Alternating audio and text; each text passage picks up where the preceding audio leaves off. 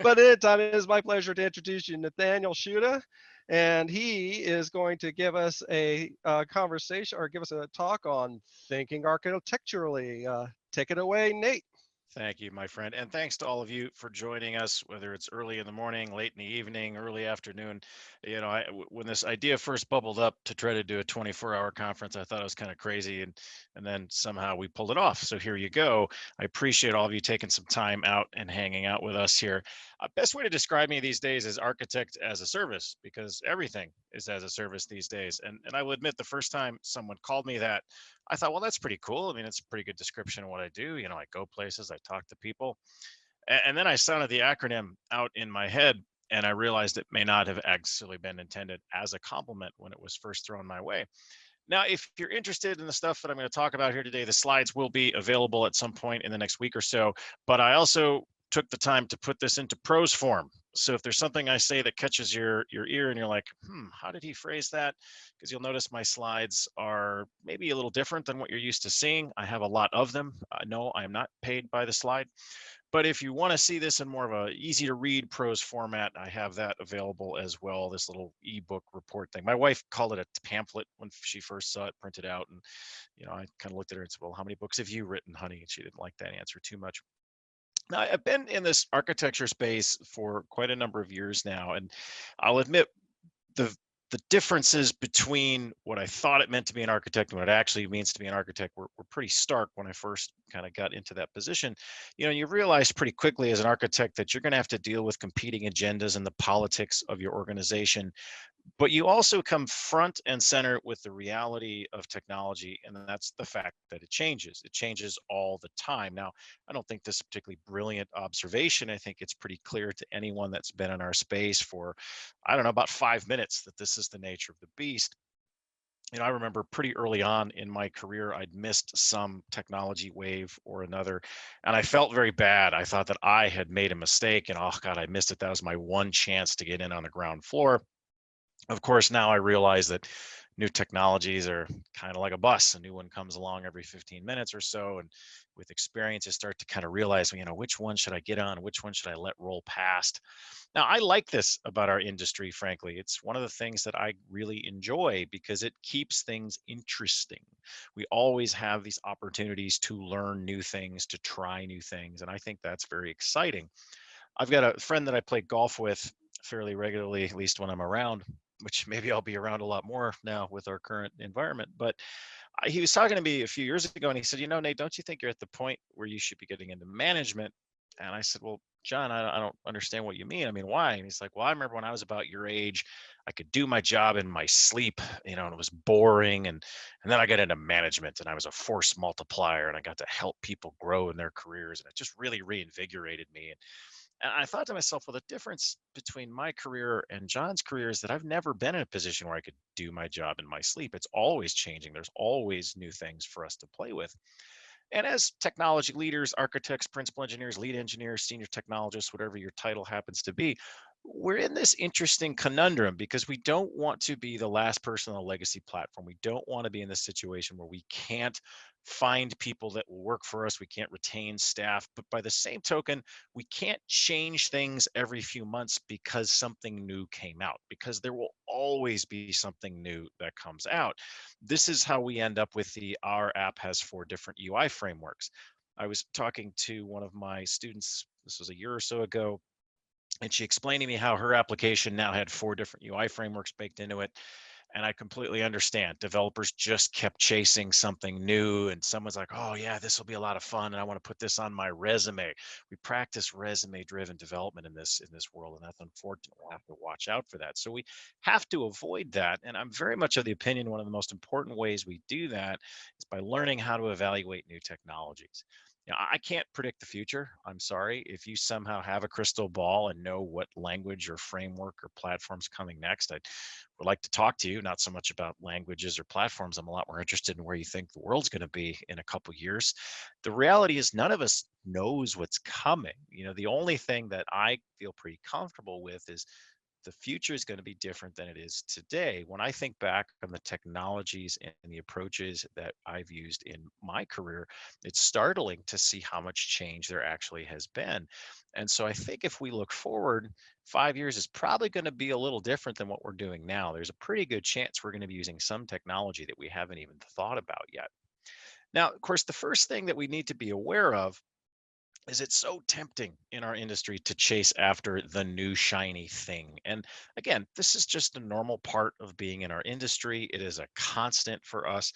And it's very, very tempting for us as developers, technologists to always go after the new hotness. And I'm really intrigued by the fact that our industry is so obsessed with the bleeding edge. And I do think that's a little strange because it's called the bleeding edge. It's not called the enjoy a warm cup of your favorite beverage edge. It's the bleeding edge. It implies you will bleed. The analogy that I like to use is actually in the medical industry. I had my hip replaced last year, and I remember the first time I went to see my surgeon, if I would have walked into his office, if he would have looked at me and said, "Oh, Nate, I'm so glad you're here today.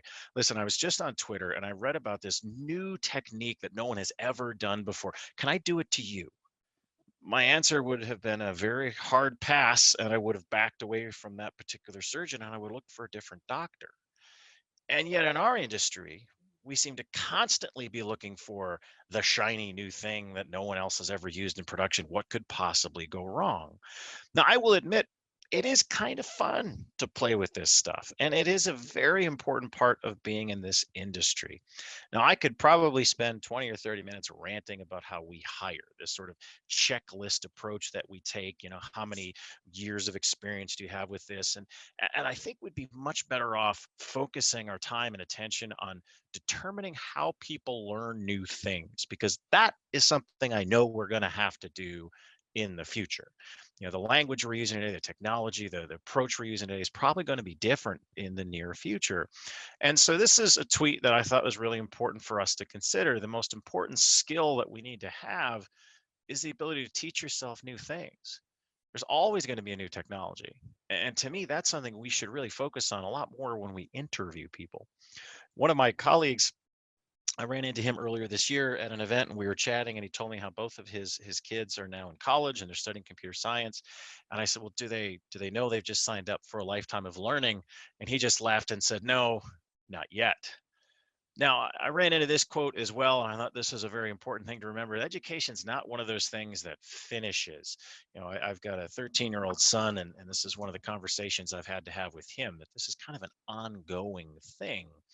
It's important to realize that our understanding is going through this constant evolution. We don't always think about it, but it's really key to notice that as we play with new technologies, there's things that I've really got a strong opinion on this because I've been doing it for a while, and I've tried some things out. I've learned from some mistakes, and there's other things where I just know what other people think about this, and then there's stuff where I don't know. And part of what makes this so difficult for us in this space is our tools are constantly moving in and out of these buckets. And Ben Evans goes on to make a very great point here, which is there's always things that you're starting to play with, and there's things that you're really an expert on, and there's things you used to be an expert on but you haven't used it in a while now. And so that's one of the challenges we face, is we're constantly throwing away knowledge at an almost blinding pace. And so I think about my own experience. I spent a long time doing user interface design, wrote a lot of JavaScript. I used to be very opinionated about which JavaScript framework you should use. I haven't spent that much time in the front end space for probably 5 years now. So I'm not an expert on that paradigm anymore. I'm not the best person to tell you you should use Angular or React or Vue or whatever the answer might be today. And I've never been an expert on database technology. I know where my limitations are for sure. Now, let's be blunt though. If you've spent any amount of time in a project room, you're well aware of the fact that developers have opinions. They often have very strong opinions. Does anyone want to debate tabs versus spaces with me today? I don't know how many of you watch Silicon Valley. But my wife and I were watching one night when the episode came on about the tabs versus spaces, and the lead male character breaks up with this wonderful woman because of tabs versus spaces, and I almost fell off the couch laughing. I thought that was so hilarious, and my wife just kind of stared at me. She's a business analyst, so she certainly understands a lot of what I do, and I explained to her why that was funny, and it got no funnier for her. So that's one of those things that we need to remember. There's some things that we have very strong opinions on that the rest of the world just kind of shrugs and says, "What now?" Now, the other thing that I've noticed, and perhaps I'm at the get off my lawn phase of my career, but I've had so many developers over the years say, "Oh my God, we have to use X." And then I ask why, and they repeat the name of the thing. And so I saw this quote and I thought, yep, this is very true. It's a huge difference between knowing the name of something and knowing something. And yet in our industry, that's so often as far as we go, oh, good, I really want to put this on my resume, ergo, we need to use it. I see that a lot, ironically, with microservices. I know that was one of the conversations we had in the previous session. I've seen a lot of developers say, oh, good, now I finally have an excuse to use insert esoteric language here. That's not the point for these things. We need to make sure we're using tools where they make sense. Now, I do think it's important to ask ourselves, are we just throwing something away because it's old for some value of old?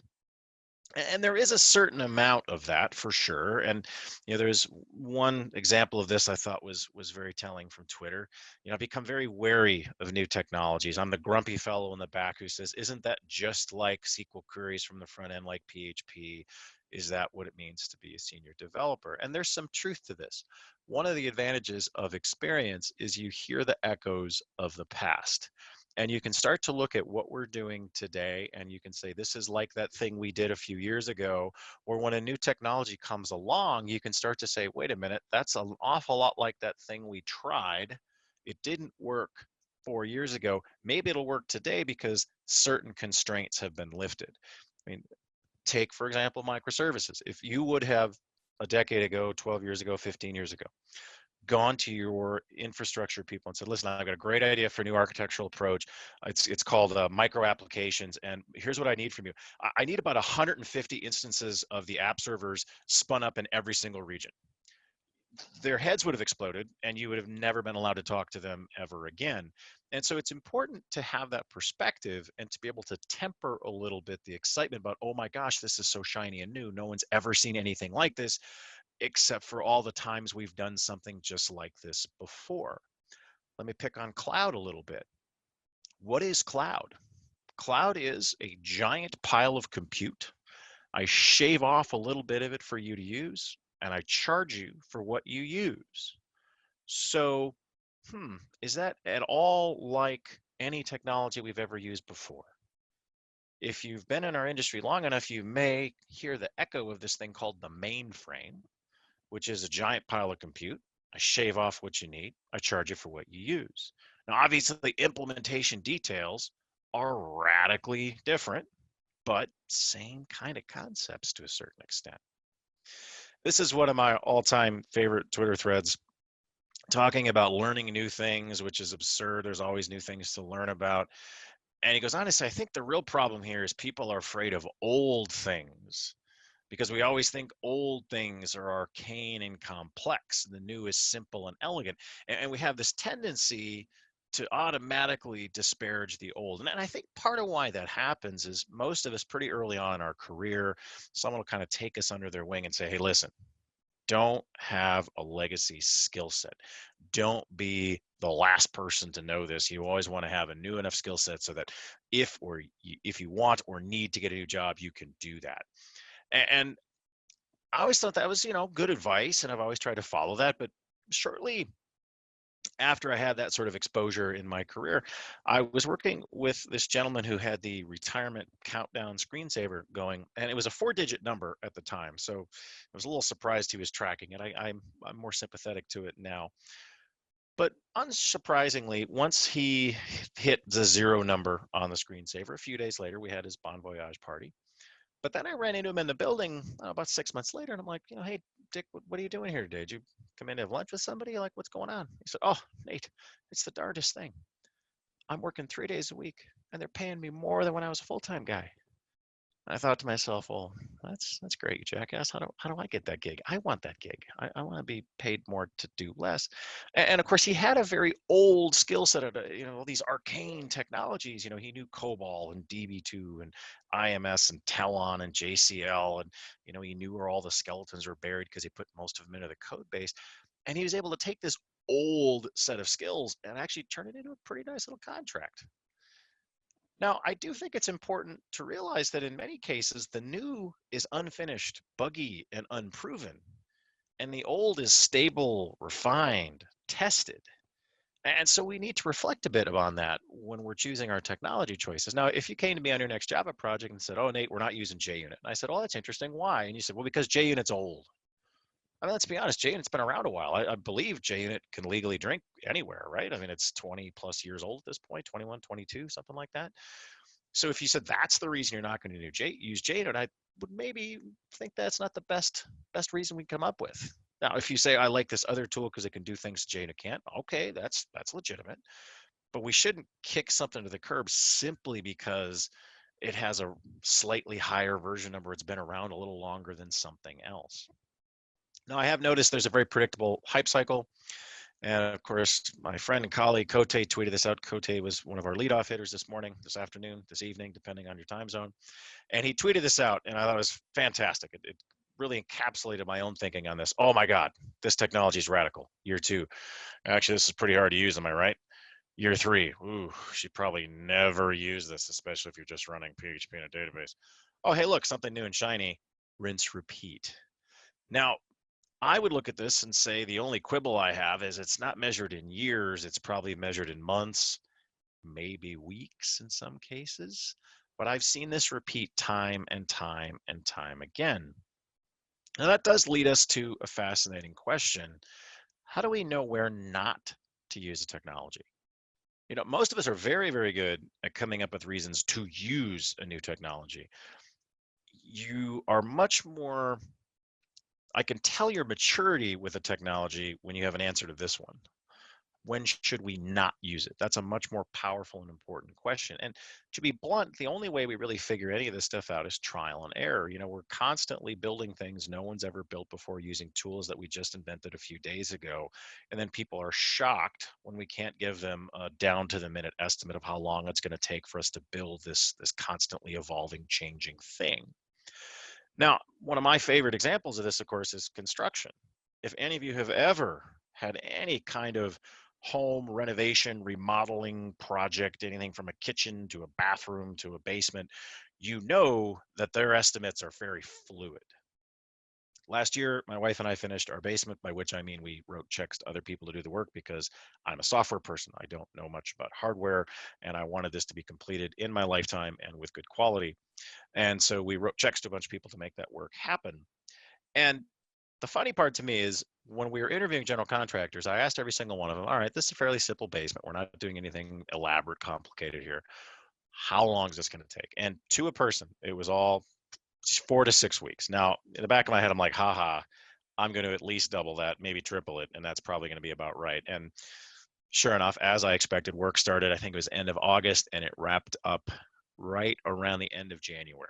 So not 4 to 6 weeks, to say the least. And I very vividly remember there being this one stretch where like nothing was happening. And I had this conversation with my wife, and I said, so where are we at? What's going to happen? When is this going to get done? And she said, well, the problem right now is the countertop guy can't finish until the cabinet guy finishes, but the cabinet guy can't finish until the painter finishes, but the painter can't do his work until the sheetrock guys come back and do some of their work. And it's like, oh, okay, great. It's all these cascading schedules. No one could have predicted this. But to think about construction, whatever building you're in right now, this is built with materials, steel, concrete, wood, glass that we as a species have used for millennia. We've been building structures for a really long time.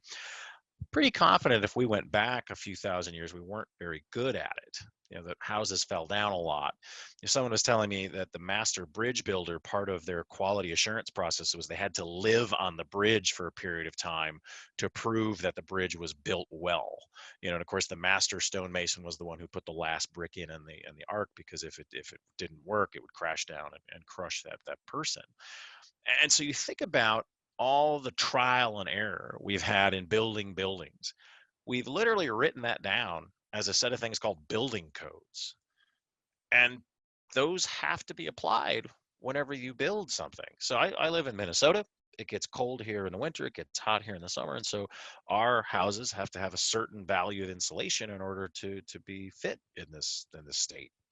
If you live in a place that is geologically shaking, like San Francisco, there's certain things that have to be done to make sure that those structures can survive an earthquake. How did we come up with these things? Trial and error. Now, the best way I can describe this to you is to show you a Calvin and Hobbes cartoon. Now, I love Calvin and Hobbes. It was a foundational part of my youth. I was delighted when my son discovered Calvin. This is probably 6 or 7 years ago now.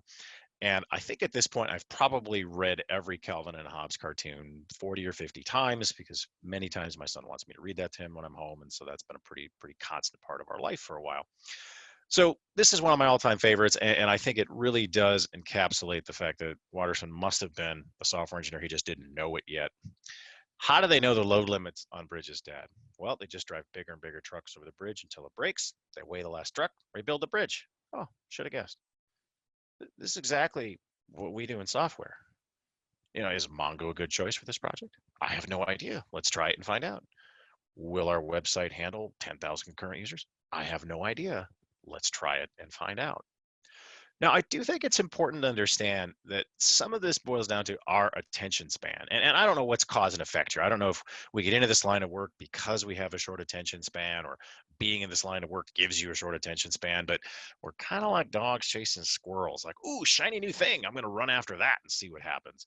And again, as I mentioned earlier, learning is what keeps this fresh, what keeps this industry interesting, keeps us young, if you want to put it that way. It's fun to learn and play. But the challenge for us is, we have to deliver business value. At some point, I have to get code to production. And I can't do that if I'm constantly doing proof of concepts, constantly trying different things. Eventually, I got to make a decision. I have to commit. I have to say, yep, we're going in that direction. We're going to see what happens, and we're going to develop some expertise. Because the only way we get good at something is by doing it again and again and again and again and again. There's no shortcuts. It'd be nice if there was. It'd be nice if it's like the Matrix, and you can just sort of like, I need to know how to fly a chopper. Thanks. That'd be great, wouldn't it? But that's just not how our world works. And it's important to understand that if you're on the bleeding edge, you're going to bleed. I mean, that's why it's called the bleeding edge.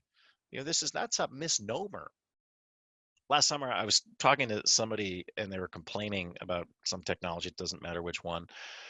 And I said, well, hang on a sec. When did you start working with it? He said, oh, about 6 months ago. I said, well, pretty sure it just went 1.0 like 3 weeks back. So you've been playing with it since it was well before 1.0, and you're surprised it had problems? I mean, what did you expect? That's just kind of how this world works. Love this tweet. Thank you for the latest version of your wonderful program with all these new features. Breaking all my old code that worked is a great idea and will give me many hours of fun as I search for workarounds, said no developer ever. Now, it's important to remember that old adage, how do you know who the pioneers are? They're the ones with the arrows in their back. That comes with the territory. As technology leaders, it's important for us to have a strategy. We can't just be plowing forward, fingers crossed, hope this works.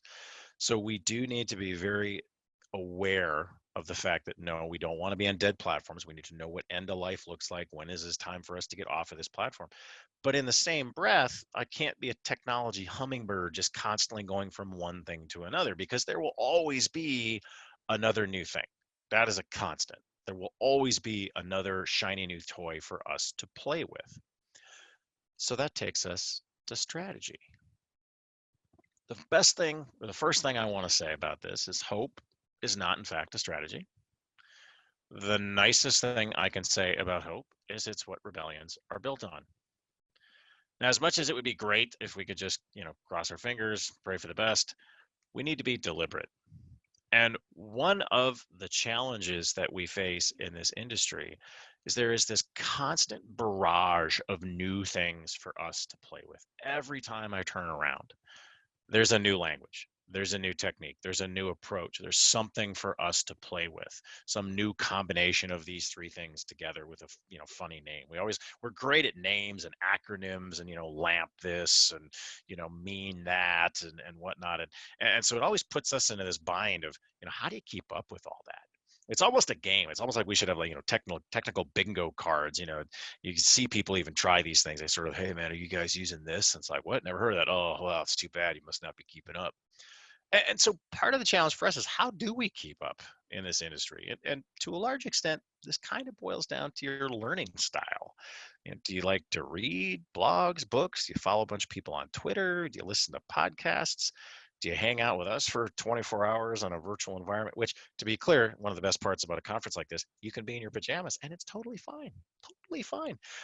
My wife actually jokes that my normal work from home attire is work from home pajamas, and she's not wrong, right? I mean, I'd like to say I'm a little more dressed up than that, but not by much.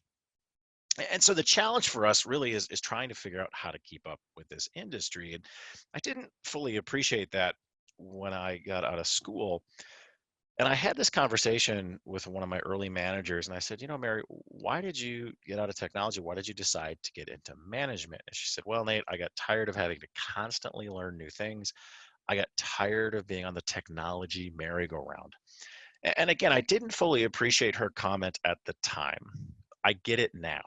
I absolutely get it now. Very few industries throw away knowledge at quite the clip we do. It's almost overnight, seemingly, our skill sets can become obsolete. And so the challenge for us is, this has got to be a habit. This has got to be a routine part of your day, of your week. It doesn't have to be another 40-hour job. It can't be. You've got to make sure you've got time for your family, for your hobbies, for your friends, your loved ones. You can't just constantly live in the technology space. We got to get out a little bit. And so I think it's important to find those slots in your schedule. And, maybe it's Friday afternoon. I'm pretty much of the opinion anyone who schedules a meeting with you on Friday afternoon has committed a hostile act. Now, I don't know, maybe you've got a sadistic manager who thinks that's the best time to have a meeting. I will admit, I actually had a team meeting for a while that was like 4 o'clock on a Friday, my time. And I thought that was such a strange thing.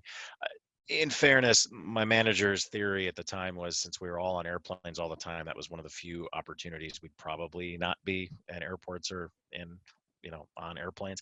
He wasn't necessarily wrong, but it still was kind of a bummer of a time slot. Maybe it's Tuesday over lunch. Maybe it's Thursday morning. I don't know. Whatever works for you, whatever fits, but it has to be something that you block out.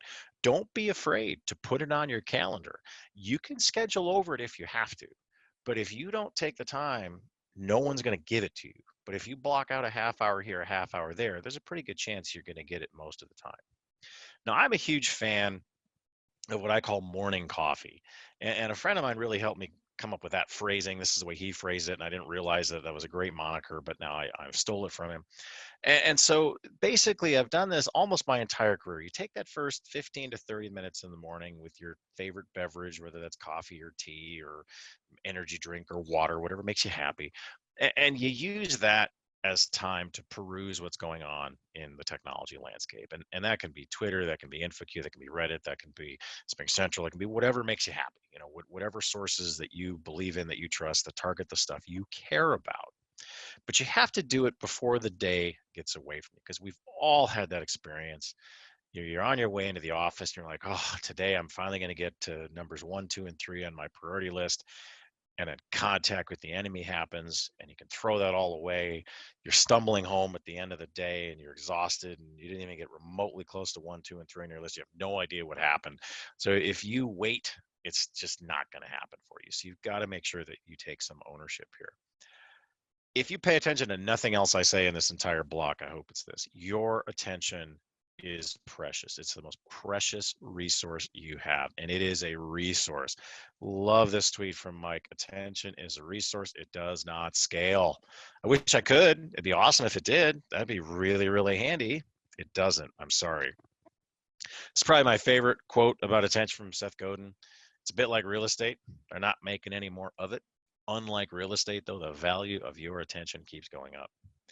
If you don't believe me, take a step back and take a look at the several $1 billion, well, maybe they're not worth billions anymore, billion-dollar corporations that exist to capture and monetize your attention.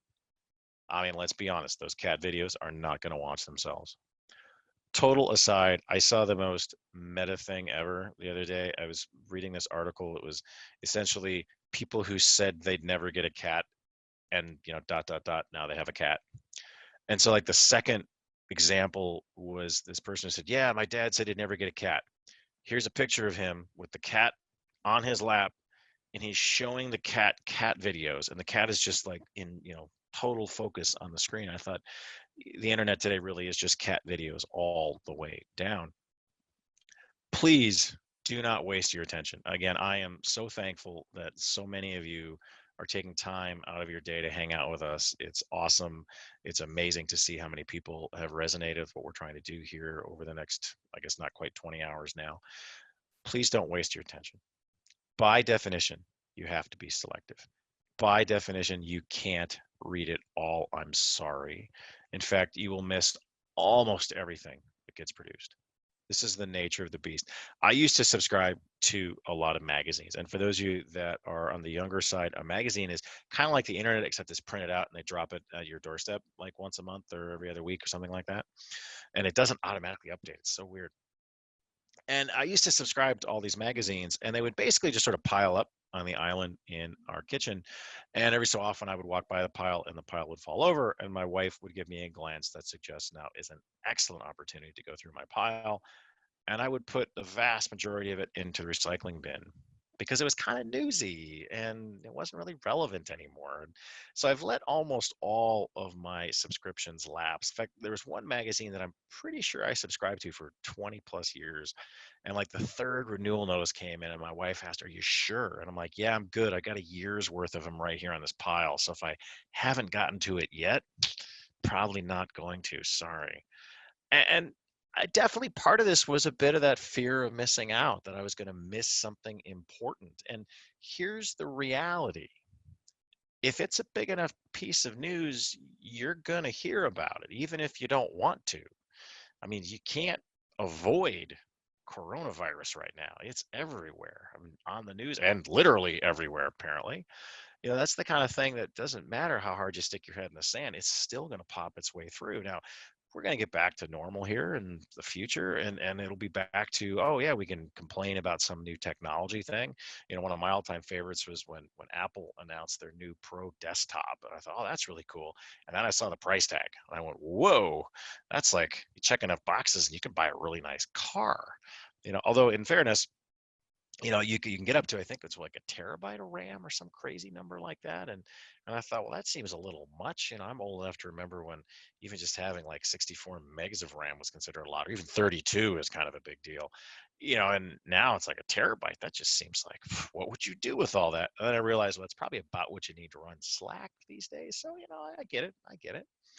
So you're going to miss some things. That's okay. If it's a big enough thing, it will bubble into your consciousness. There's no avoiding that. And of course, the challenge for us is I can't adopt everything that comes along. And so we have to take a step back and ask ourselves, well, where should we invest our time? What's worth it for us to actually explore and play around with? And some people would say, well, you can just kind of develop a hunch. As a developer with enough experience, you just kind of figure it out. And so Paul Graham wrote this piece a number of years ago talking about the sort of criteria that he uses when he's examining something new. And in fairness, there's a lot of great stuff in here. Paul Graham, brilliant person, developed a very successful company, sold it for a lot of money, has incubated a bunch of companies that you've worked with, I'm sure, on a regular basis. And so, he's got some experience. But the funny thing is, he was writing this about Java, and this was back shortly after Java became a thing we all were aware of. And he goes on to think, yeah, Java's not going to be a very successful language. Now, it's very easy for us to sit here in 2020 and have 2020 view on the past and say, oh, how silly. And of course, he'd never even written any Java, but he just flipped through some books but his hunch was it wasn't going to be successful. Now, we can have a raging debate about where Java is in the top 5 most successful languages of all time. There's no denying that it's a successful language. So a hunch might not be our best bet, but I will admit judging covers can be an incredibly useful filter. So I'll give you an example from my own past. Years ago, somebody in my organization at the time decided that we needed this WYSIWYG drag and drop BPME kind of tool. And I was admittedly a little jaded because in like the first training session, the training person got up and said, the best thing about our product is you don't need any developers. And he said that to a room full of developers. I thought, read your room, friend.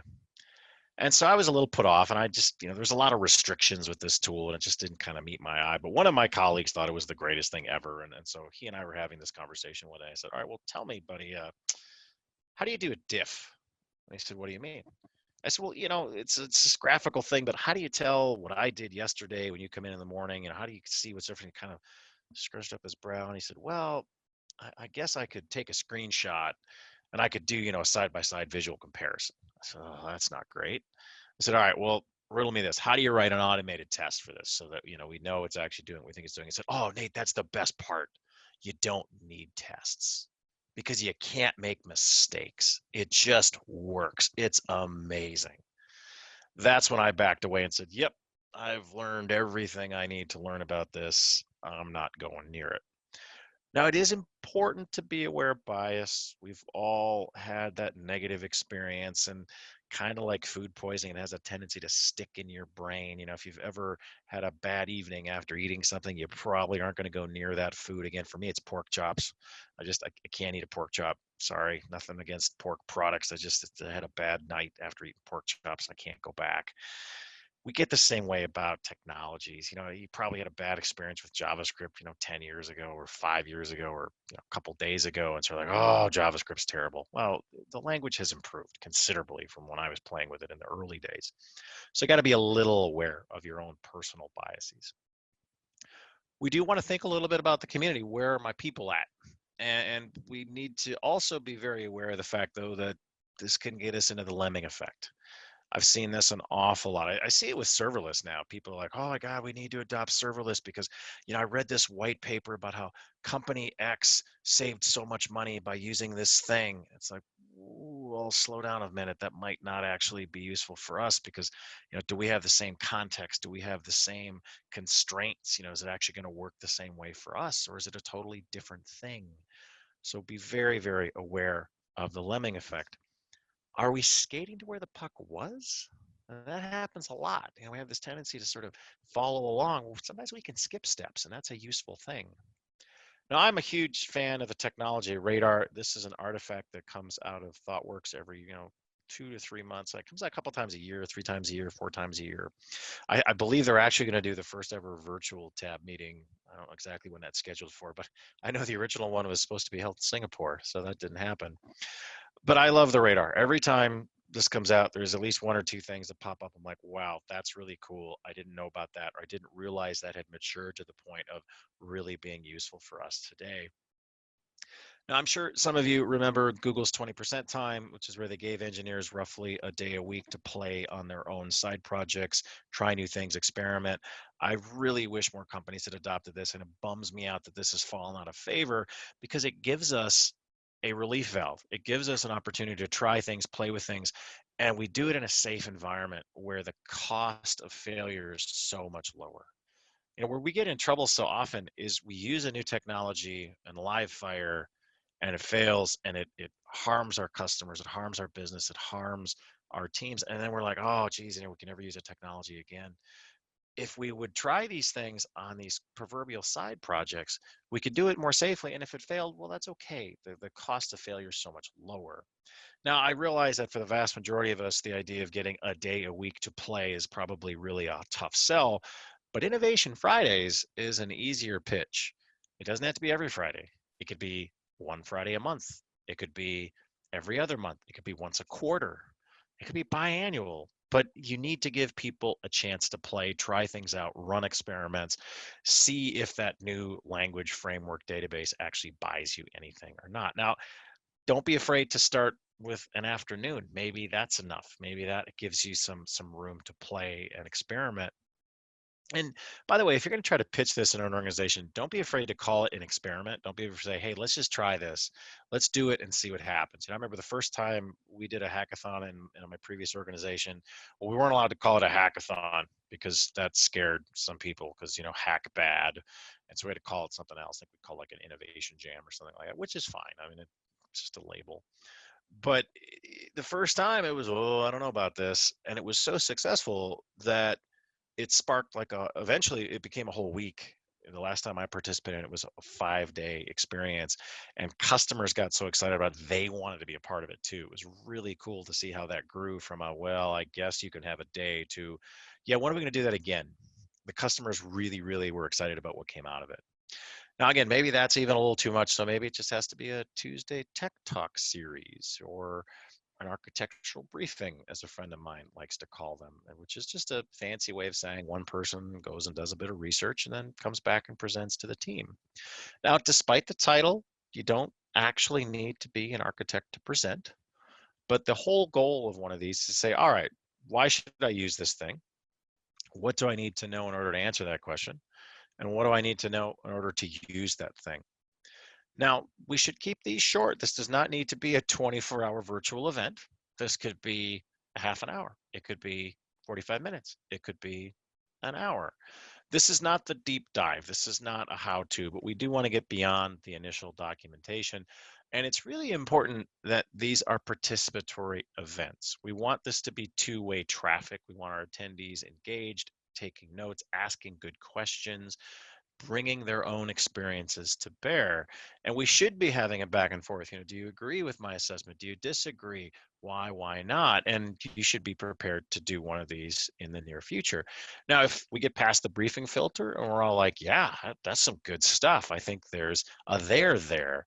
Well, let's roll up our sleeves. Let's get our hands dirty. Let's do a little workshop. Now, the challenge here is you are never going to get enough time to do a workshop. Ideally, I had somebody ask me this last summer, should I use Angular or should I use React? And I said, well, the best way to make that determination is write the application in React, then rewrite the application in Angular and throw away the one you don't like. Now, obviously, no one is going to give you that freedom. You're never going to have that much time. You're going to get a couple of hours, a couple of days, maybe a week, maybe two, if you're really lucky. And so you need to figure out what are the most architecturally significant use cases for us? What is the really important stuff for us? What do we have to prove? And build your proof of concepts around that.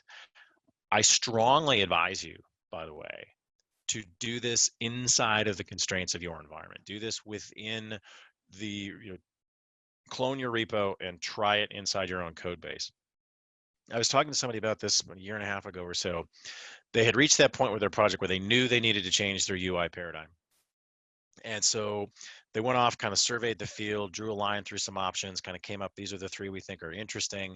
And they all went off and kind of did a little proof of concept greenfield. And they came back and they picked one that they all fell in love with. And the person who was relaying the story to me said, yeah, we kind of got caught up in the hype and we thought, oh, this will be super easy. We'll just sprinkle it into our application. He said, yeah, fast forward 6 months, we can't just sprinkle it in. We actually kind of have to rewrite the application entirely. So, we probably would have made a different decision if we'd have known how hard this was going to be. So now we're regretting what we did before. So do it inside the constraints of your environment. Everybody can get stuff to work greenfield. It's more important to see what happens when it meets contact with the enemy, so to speak. So do a few exercises, have a sort of simple setup, get people up and running. And if we get past that and we're all like, yeah, this is great stuff. This is really, really important. Well, now it's time to find a trial somewhere in the organization. This is where we're looking for a real project. That's a good fit, by the way. This is not square peg, round hole, give me the bigger hammer time. You want it to actually make sense. Now, I urge you think twice about the bet the company project. That may not be the right place to apply that. Now, as much as I think it's important to be aware of what's coming and to think about all the new things, that's not our only concern these days. We need to spend a little bit of effort thinking about currency. I'm pretty sure I heard Cora mention the heartbeat Heartbleed bug earlier today.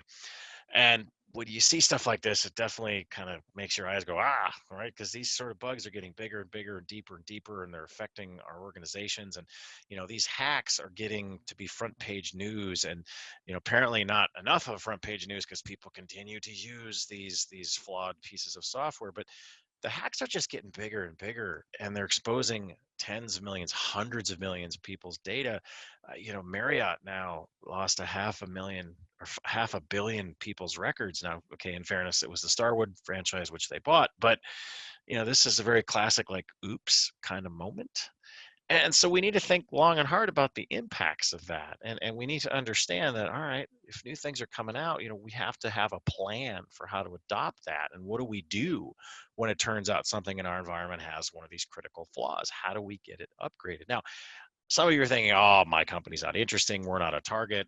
And I'm pretty sure they've taken this interactive map down, which is unfortunate, but it shows real attacks as they're happening live, and it's pretty frightening to see just how persistent these attacks are.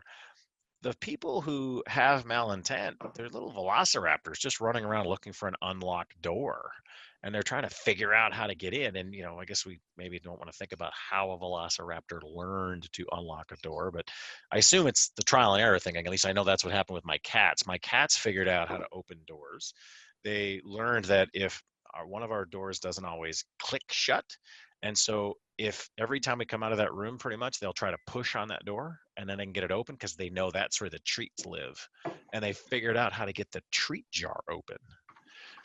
One of my cats even figured out how to open a drawer. That's how persistent these things can be. Now, it's important that we've started to change our thinking on security. The longest time it was don't touch anything, don't breathe on it, it's fine. And then Justin Smith wrote this piece where he talked about the 3 R's of enterprise security: rotate, repave, repair. And love this quote. Justin talks about at velocity, the 3 R's starve attacks of the resources they need to grow. We have to go fast to stay safe. Speed actually reduces risk. Now, to be fair, our technologies have changed to allow this. There's no getting around it. I mean, I certainly been in this industry long enough where the idea of changing anything is like, oh, that's like a 18-month project. With the technology we have today, you can repave your whole data center on a Tuesday, and it's okay. This is a doable thing. I was talking to a colleague of mine, a good friend of mine, and he was saying that in his organization, it is standard operating procedure to destroy and recreate app instances hourly because they can. And their whole theory is if somebody gets in, how far can they get in an hour? Hopefully not very far. So we have to ask ourselves, what's our patching strategy? A lot of companies have a strategy, but then you have to ask yourself, we're even measuring it? I mean, do we even know what version of a thing we're on? And I've certainly worked in organizations where we had a policy of N or N-1. The hard part here isn't having a policy, it's actually enforcing it. Yeah, I will never forget, I did this architecture review. This is 3 or 4 summers ago. And I asked the lead architect, I said, what version of that JavaScript framework are you using? And he said, oh, I'm 4.3. I said, well, congratulations. I have to mark you yellow. You are N-2. He said, what are you talking about? I said, yep, that framework is now at version 6.3 and you are N-2. And he said, well, when did that happen? I said, well, about 2 months ago. I sent out a half a dozen emails about it. Was I supposed to come to your project room and explain it to you directly? Apparently the answer to that was yes.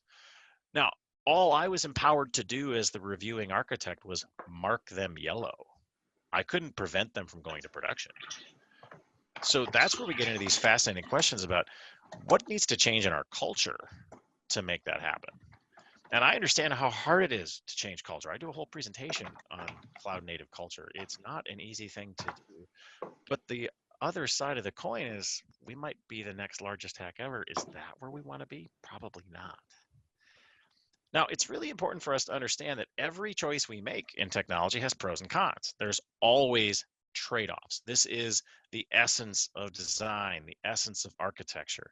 That's part of what makes this so hard, is because it's always, well, I could do this or I could do that on one hand, on the other hand. And so anytime someone comes to you and says, oh, this is the most amazing thing ever, you should immediately ask for the trade-offs. What are the consequences? What are the pros and the cons? Again, this is design, this is architecture in a nutshell. And so it's very easy for us to do the on one hand, on the other hand. But to paraphrase Harry Truman, please someone give me a one-handed technologist. Because we get into these discussions, should we use React? Should we use Angular? Should we refactor to microservices? Should we be on-prem or in the public cloud or some hybrid approach? Now, there's 3 answers to every question you've ever gotten in computer science. There's 42. That's to see who's well read. As an architect, one of my all-time favorite patterns is another layer of indirection, please. But the answer that I have to give more often than not is it depends. Now, I know some people get very mad at me when I say it depends because they feel it's a cop-out. And I never intend it to be the end of the conversation, by the way. It is the beginning of the conversation. I need to know more. Tell me more about your situation. And it's important to realize that in many of these cases, the real answer isn't this or that, it's this and that. And it's an important thing to keep in mind that sometimes the best answer is both. Now, again, part of what makes architecture so difficult is we have to balance these opposing forces off one another. And so please do not pretend your technology is perfect. It's not. One of the most important things you can do is acknowledge the negatives. Tell me what you don't like about this thing. Now, one of my all-time favorite interview questions is to ask someone about something that they're passionate about or something that they're an expert on. I say, great, tell me what you like about it. And you know what, I'm interested in this, but what I'm really interested in is my follow-up question, which is what don't you like about it? This will tell me more about how much time you've spent with this technology, this tool, this language. And if you've worked with something long enough, even something that if I tried to take it away from you, this would be over my dead body. Will you take this away from me? There's still something that rubs you wrong. There's some little bit of friction. Like, oh, I wish they'd buff that off. So I've done a lot of interesting things with Keynote. And one of the things that drives me nuts about Keynote is the fact that I can't include other slide decks. So like any good computer scientist, I reuse. And so I'll take a chunk of slides and I'll put it in a couple different decks. And then I try to update it and I forget that, oh, it was in this deck, and that deck. And then I'm presenting that one. I'm like, wait, this isn't the right slide. Now, my good friend Josh Long loves IntelliJ. I think it's fair for me to say that. I don't think I'm putting words in his mouth, but something that drives Josh nuts about IntelliJ, and I'm pretty sure if you hang around long enough to watch him present tomorrow, you'll figure out what that is. Right? So any tool that you've played with long enough, you're going to have that rough edge that you want buffed off. And so you can use that as an interview question. You can say, I'm going to make you, your word is law. You are the commander in chief over this language technology tool. You get to add any feature you want, but you have to remove something first. What would you do? That will tell you how deeply someone has thought about their toolkit. Now, there's always a Kelsey tweet, seemingly. This is one of my all-time favorites. You haven't mastered a tool until you understand when it should not be used. This is hard. Again, we're so good at figuring out where to use something, when to use something. It's harder for us to answer this question, but this tells you how much maturity you have with a language or a tool or a technique.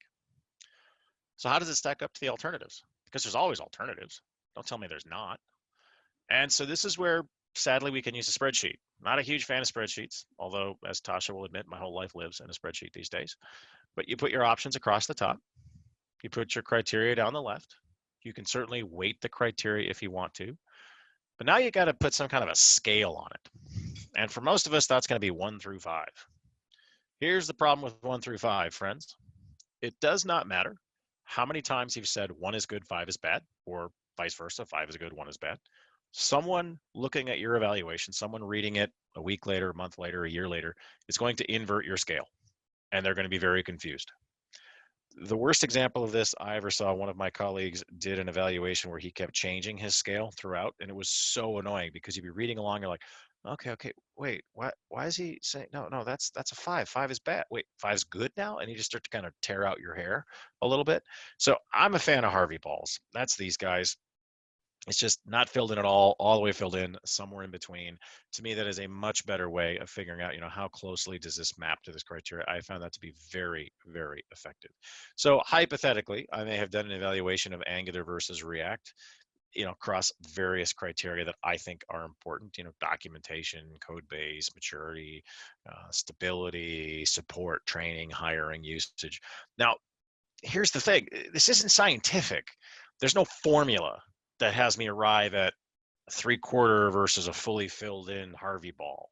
It's all sort of, I think it's about this. And to be very clear, you could do the exact same evaluation I did using the exact same criteria I did and come to a different conclusion, and that's okay. I could nudge any one of these a quarter point and not lose sleep over it. Now, the funny thing to me, after I did this evaluation, Angular sort of comes out on top a little bit. I mean, it's pretty close. They're both great frameworks, but I kind of prefer React. It just fits my eye better. Now, the hard part for us as senior technologists is, well, what criteria should you use? How should they be weighted? Well, guess what? That's up to you. That's your decision. I don't think I've ever been in a situation where someone has said, here are the criteria you should use. You can tip the scale. You can put your thumb on the scale if you wish. That almost always backfires on us. So be very, very cautious with this. I have seen it. I've done it myself, at various times. It almost always backfires. So please, please, please go there very safely. So I'll wrap up by talking a bit about quality attributes. Interestingly enough, my wife was having a conversation the other day, and she called them non-functional requirements. And I thought, yeah, that's what I used to call them too. That's what I was taught when I was, young software engineer. And I was having this conversation probably 5 years ago with one of my peers, and he kept referring to them as quality attributes. And I thought, okay, that's interesting. I finally said, hey, Mark, why do you call them that? And he said, well, think about it, Nate. You're having a conversation with your customers, and you talk about something that's non-functional. They look at you and say, I don't want any of that non-functional stuff. Give me functional stuff. Oh, okay. Whereas quality attributes talks about, hey, this is the quality around which we want to deliver this functionality to you. Some people call them quality goals, constraints, quality of service goals, cross-functional requirements, otherwise known as the architecturally significant requirements, or the ILITs. Yes, because they almost all end in ILIT. Not all of them, but many of them. Now, our customers almost universally focus on functionality, as they should. It's what they see, it's what they use, and we have to meet those needs. But it's really important that we look beyond that. It's very important that we focus on quality attributes, or service level objectives, if you will. Now, you are all familiar with quality attributes. Most of us wish our code bases were more maintainable. I don't think I've ever had someone say, I wish my code was harder to maintain. We talk a lot about scalability, reliability, security is very important, deployability. I wish we spent a little more time thinking about simplicity. I can't help but notice that many of us in our industry almost fetishize complexity. I was at one organization, one of the engineers was walking me through the code base, and he paused and looked at me and said, it takes a lot of intellectual horsepower to understand our code. And in my head, I thought, well, that's one very generous way of describing what you've created here, but sure, we'll go with that. I spent a lot of my life on the front end. I care a lot about usability. You might care about compatibility, fault tolerance, modularity. The list goes on and on and on. So what quality attributes matters most to you? Well, it depends, right? Depends on the kind of software you build. I've spent almost my entire career creating what amounts to enterprise web apps, put a web front end on this relational database. And so for most of my career, I could basically just say, throw more hardware at the problem. And I've had various students over the years who were sort of IoT embedded kind of programmers, and it's a totally different world. And they just laugh when you talk about adding memory or getting more CPU or something like that. They just say, yeah, I can't do that. Oh, schedule slip, haha, I can't do that because the production run starts on the first of the month, and I got to have all my code ready by then. The challenge for us is I don't get to turn every knob up to 11. In fact, several of these quality attributes actually have inverse relationships. If I maximize one, I have by definition minimized another. So security and usability is a perfect example of this. I've spent a fair amount of my life on airplanes, and every time you go through a security line, there's a little bit of sort of security theater, that's a part of that.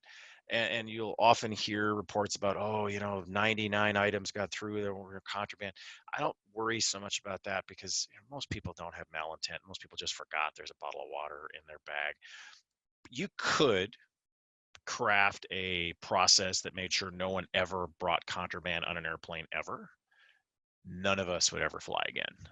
It would be One of those situations where you'd show up a couple days before your flight, you'd go through what would be politely referred to as a medical experience, and then you would be allowed on the airplane, and that would be the last time you ever got on an airplane. Everybody would just drive or, I guess, take a ship.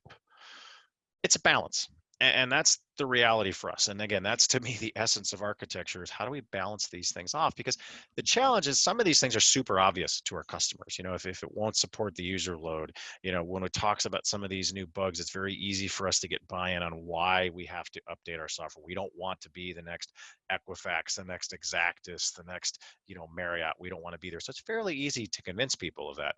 But there's a whole lot of things in our world that are invisible, or at least much harder for our customers or end users to really see. It's like maintainability and simplicity are a perfect example of this. Now, we know why maintainability matters, but how do I convince my decision maker?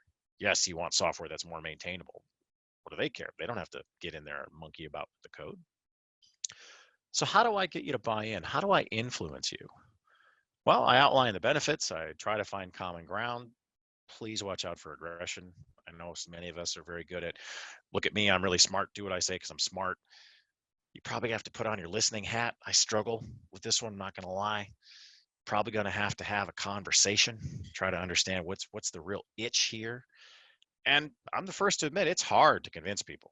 If you've ever been in a relationship with another human being, you know how hard it is to convince someone to do something. And there's two basic approaches, and I'll leave you with these stories here, but there's basically the hammer and the ninja.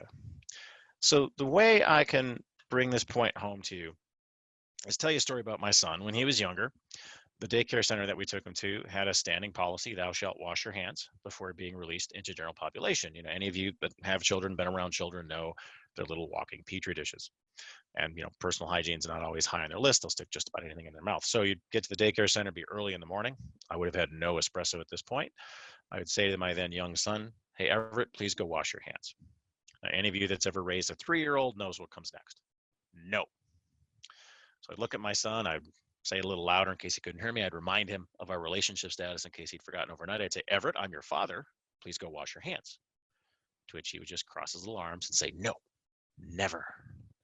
Now, I'm kind of out of techniques at this point. My parenting toolkit is not very rich, and so I don't know what to do. And this is when my wife steps in, proving she's way better at this parenting thing. And she said, hey, buddy, bet I can get my hands washed before you can.